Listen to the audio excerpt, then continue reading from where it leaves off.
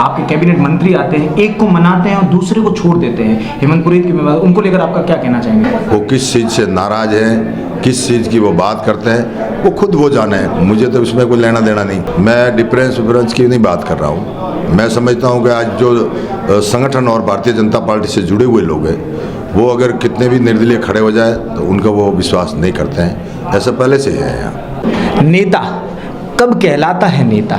जब चुनाव परिणाम में अंक तालिका में बहुमत के पार हो, या फिर तब कहलाता है नेता जब चुनावी पोस्टर्स में उसका कद इतना बढ़ जाए कि उसके सामने के प्रत्याशी बोने लगने लगे, या फिर तब जब उस नेता के आसपास नारे लगने लगे कि नेता हमारा ऐसा ही होना चाहिए।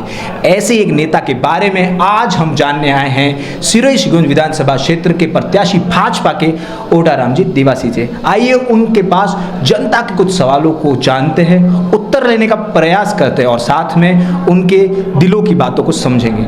सबसे पहले टाइम देने के लिए बहुत बहुत शुक्रिया सर। ओडाराम जी, आप ये बताइए कि आप किन मुद्दों के साथ इस वक्त चुनाव में जा रहे हैं और लोगों से अपील कर रहे हैं कि वो लोग आपको वोट दे सकें? मुझे भारतीय जनता पार्टी ने जिस तरह से प्रत्याशी बना करके जनता के बीच में भेजा है, तो मैं पहले भी यहाँ पहले एक बार एमएलए रहा, दूसरी बार मंत्री भी रहा, और जनता का जो स्नेह मुझे मिला है, जनता के लिए मैंने जो काम किए हैं, उसको देख करके अब पार्टी ने मुझे यहाँ वापस भेजा है। तो जिस तरह से आने वाले समय में यहाँ के डेवलपमेंट विकास के बारे में हमारा लक्ष्य है कि हमारा इस क्षेत्र में अच्छा काम हो। और अभी तो पहले भी जैसे दिल्ली में मोदी जी की जो लक्ष्य है, उस लक्ष्य को लेकर हम चल रहे हैं कि आने वाले समय में हम सिरोही विधानसभा क्षेत्र में डबल इंजन की सरकार हो और इससे भी बढ़िया काम करें।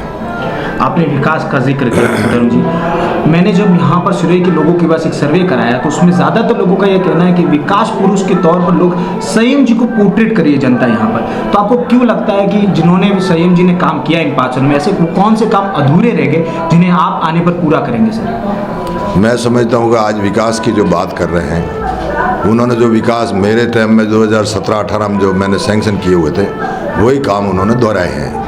ऐसा कोई दूसरा नया काम नहीं किया। जैसे उन्होंने सबसे बड़ा काम किया रिवर फंड वाला, जो शिवगंज में बना है। उसके बाद में जो नगर पालिका का काम था, वो हमारे समय में प्रस्ताव लिए हुए थे। अब उन्होंने मूर्तियों का जो लिया है, तो मूर्तियाँ उन्होंने लगाई है, पर हमारे इसमें हमारा एक ही कहना है कि अगर आज दिन तक नवरात्रि या ऐसे कोई शुक्ल पक्ष में मूर्तियाँ का प्राण प्रतिष्ठा होती है, उनकी मूर्तियाँ स्थापित की जाती है, तो आज उन्होंने श्राद्ध के अंदर जितनी भी मूर्तियाँ बिठाई है, तो मैं उसका विरोध नहीं कर रहा हूँ, परंतु जिस तरह की जो स्थिति यहाँ की बनी है, उसको देख करके आने वाले समय में मेरा भी एक लक्ष्य है कि आने वाले समय में महाराणा प्रताप, पृथ्वीराज चौहान ऐसे शूरवीरों की मूर्ति यहाँ लगाई जाए, ताकि आने वाले समय में एक बच्चों के अंदर आने वाला जो भविष्य है, उसके अंदर ऐसे प्रेरणा पैदा हो, पन्ना दाए, ऐसी उनकी प्रेरणा हो कि उनको उनके जीवन की कुछ ऐसी चीज़ें उनको मिले। ये हमारा लक्ष्य है। आपने जैसे कि भी महाराणा प्रताप का नाम लिया अपने उत्तर में, वहाँ उस समय बागियों को माफ़ नहीं किया जाता था उनके समय में। भाजपा के एक बागी नेता या कहे आपके पूर्व साथी अब आपके विरुद्ध में खड़े हैं, आपके कैबिनेट मंत्री आते हैं, एक को मनाते हैं और दूसरे को छोड़ देते हैं, हेमंत पुरोहित के विवाद, उनको लेकर आपका क्या कहना चाहेंगे? हमारा ऐसा कुछ है नहीं। देखो, भारतीय जनता पार्टी पूरे विश्व की सबसे बड़ी पार्टी है। पार्टी में जिस तरह का जो वातावरण और अनुशासन है, हम सभी कार्यकर्ता हैं भारतीय जनता पार्टी के, और कार्यकर्ता के नाते हम अनुशासन को मानते हैं। अगर ऐसी कोई परिस्थिति है, ऐसी कोई बात है, तो हमारा परिवार है, हम तो साथ में बैठ के निपटा भी सकते हैं। परंतु उन्होंने अब जिस तरह का वातावरण बनाया है, अब बागी हो गए। हमारे यहाँ से कोई सेंट्रल के मिनिस्टर जरूर आए थे, तो उनसे मेरे बात हुई, तो वो आए जरूर थे, पर उनसे क्या बात हुई मुझे पता नहीं। आपने परिवार का जिक्र किया ओडाराम जी, तो ऐसा नहीं है कि बड़े भाई के कर्तव्य के नाते बुलाया जाए, हेमंत जी को छोटे भाई मानकर उन्हें माफ़ करके कहा जाए कि जो भी दिलों के बीच में रंजिश है उसे बुलाकर एक साथ भाजपा को आगे बढ़ाए, इस तरीके का प्रयास आपके द्वारा किया गया है?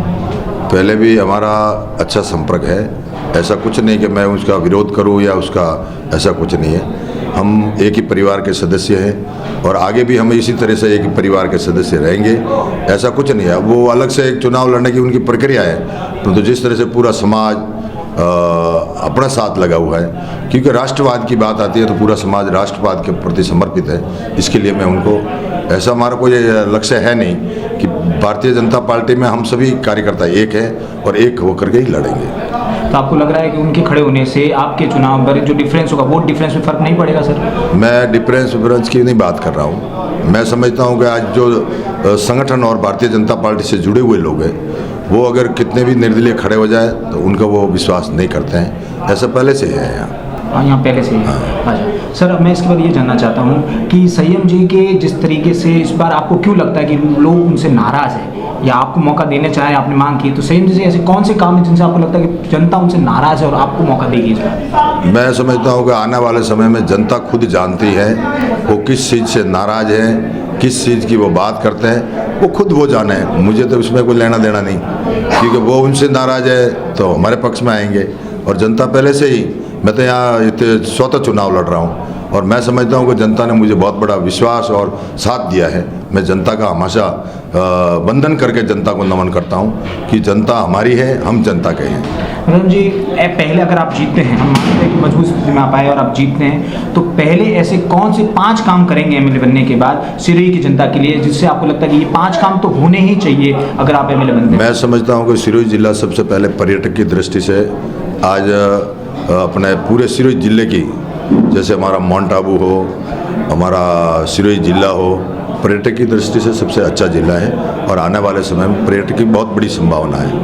दूसरा है कि हमारे यहाँ हवाई पट्टी बनी हुई है। अब सिरोही जिले में हवाई के लिए 2017, 14, 15 में राजस्थान की पूर्व मुख्यमंत्री वसुंधरा जी के शासन में जगह जगह जैसे जैसलमेर है, बीकानेर है, उदयपुर है, ऐसे चार्टर प्लान बना करके वहाँ भेजने की जो व्यवस्था की थी।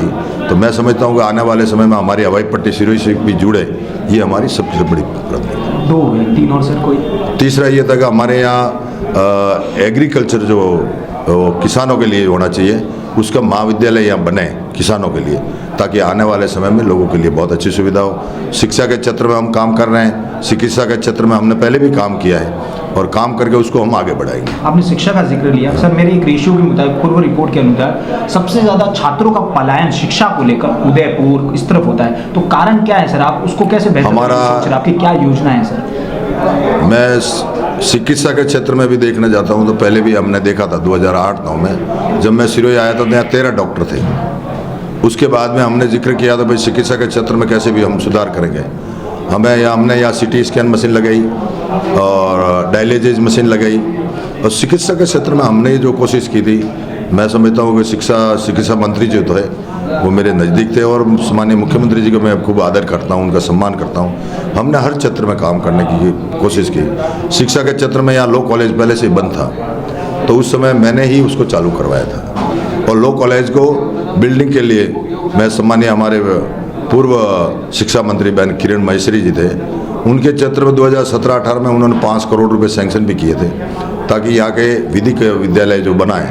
फिर जैसे सरकार गई 18 में तो पैसे भी लैप्स हो गए, परंतु आने वाले समय में शिक्षा के क्षेत्र में भी हमारा सिरोही जिला है वो आज भी अग्रणी है। शिवगंज हो, सिरोही हो, तो आगे भी अग्रणी है। अब अग्रणी की बात कर रहे हैं सर, अभी चिकित्सा का आपने जिक्र किया। कोविड के दरमियान संयम जी के काम की कई प्लेटफॉर्म्स पर तारीफ हुई है, कई जगहों पे हमने सुना। तो चिकित्सा में तो उन्होंने अच्छा काम किया, तो आप किस तरीके से और उसे बेहतर करने की विचारधारा पे सोच रहे हैं? मैं समझता हूँ कि मैं उसका नाम नहीं लेना चाहता, परंतु जिस तरह से उसने काम किया ना, हमारे सेंट्रल गवर्नमेंट में हमारे ऑक्सीजन के वो जो यहाँ ला के रखे वो एक तरफ डाल दिए थे, वो तो हमारे यहाँ के जनप्रतिनिधि और उन्होंने शिकायत करके फिर कोर्ट में लगाया, तो तब जा कर के वो मामला हुआ और कोर्ट में जाने के बाद में कोर्ट से आदेश हुए, तब उसका वो फिर लोगों के लिए जो काम आए। संयम जी के अलावा जितने प्रतिनिधि आपको लगातार इस तरीके की उड़ान जाए तो सब कुछ भगवान भरोसे हो जाएगा। आपका यहाँ का सिरोही शिवगंज विधानसभा क्षेत्र है वो सब ऊपर वाले के भरोसे चलेगा, नीचे प्रतिनिधि कुछ करेंगे नहीं, इस तरह की रूमर्स जो उसको आप कैसे देखते हैं, अफवाह को कैसे देखते हैं? मैं समझता हूँ कि पूरी सृष्टि चलती है भगवान के भरोसे ही चलती है, परंतु आने वाले समय में जिस तरह से मैं 10 साल यहाँ रहा हूँ, 10 साल में यहाँ का लॉ एंड ऑर्डर वगैरह हमने जो देखा है, जैसे कोई भी प्रशासन सरकारी अधिकारी, मैंने तो देखा कि ऐसी कोई व्यवस्था जो हमारी व्यवस्था थी उस व्यवस्था के अनुसार ही पूरा काम होता था। ऐसी कभी ये समस्या नहीं आई कि वो अधिकारी हमारे नहीं सुनता, वो नहीं, मैंने ऐसा कभी सुना ही नहीं। सब अधिकारी हमारे एक लाइन में चलते थे और एक लाइन में पूरा काम होता था, जनता का काम होता था, और कोई भी पीड़ित परिवार आता था उसकी समस्या का समाधान भी होता था। तो आप अभी भी कह रहे हैं कि अगर कोई भी आप जीतते हैं तो पीड़ित परिवार आएगा तो जन अदालत के तौर उस पर मदद मिलेगी उसे? मैं जन सुनवाई भी करता हूँ, जनता के बीच में बैठता हूँ। मेरे यहाँ कोई स्लिप भेजने की ज़रूरत नहीं कि वो ऐसा नहीं कि उनके जैसा कि भाई साहब मूड में नहीं है। मैं तो 24 घंटे मूड में रहता हूँ और 24 घंटे माता जी की कृपा है मेरे ऊपर। मेरे तो वहाँ मंदिर में भी रोज़ के 2000 लोग रहते हैं, तो 24 घंटे लोगों की मेरे पास भीड़ ही रहती है और मैं भीड़ से बहुत खुश रहता हूँ। भीड़ से बहुत खुश होते हैं। अंतिम सवाल सर जाने से पहले, हम लोग सर सभी नेताओं से जिनसे मिल रहे प्रत्याशियों से